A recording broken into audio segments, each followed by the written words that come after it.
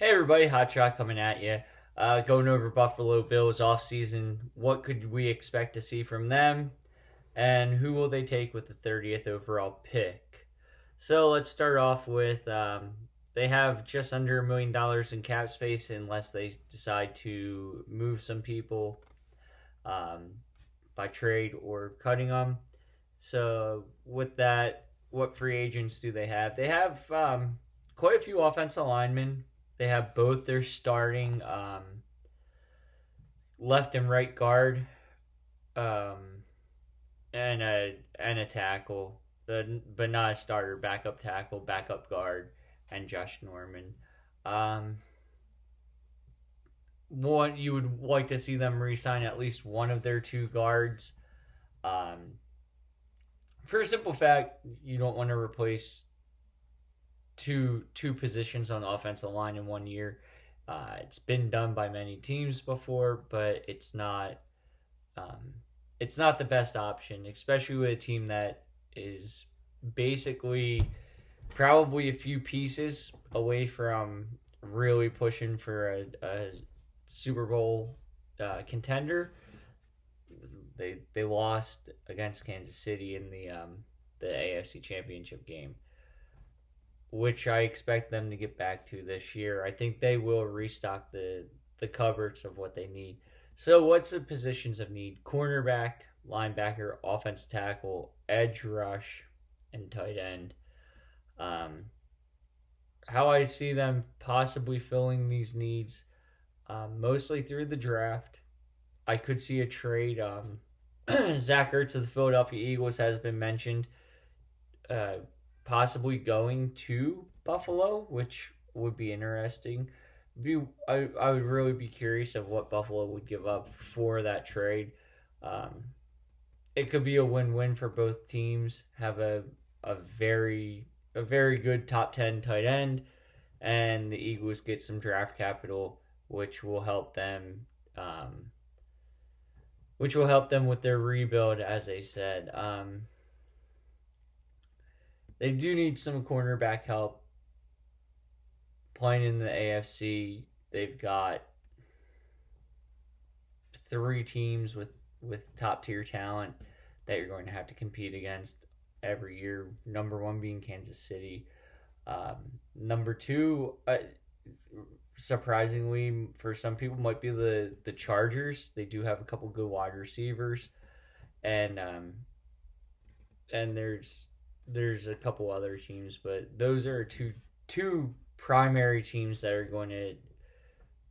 going to start showing up and being the teams that you have to get through.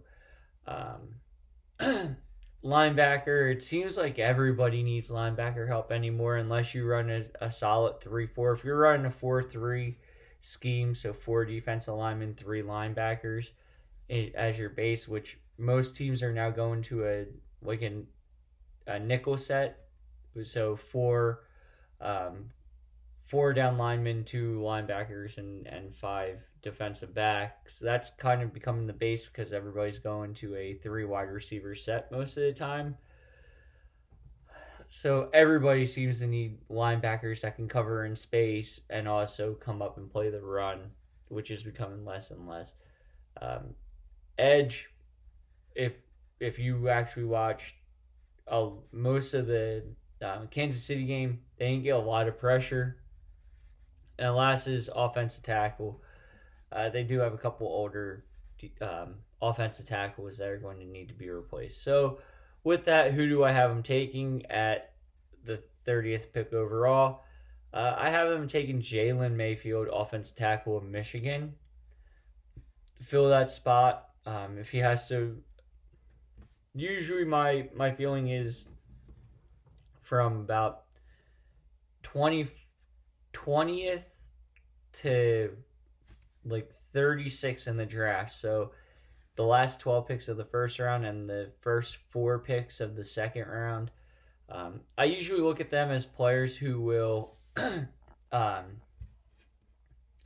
should be contributors their first year. Not always starters, but they should be able to come in if needed. And if they're not needed as much, it's really to develop them for that second year.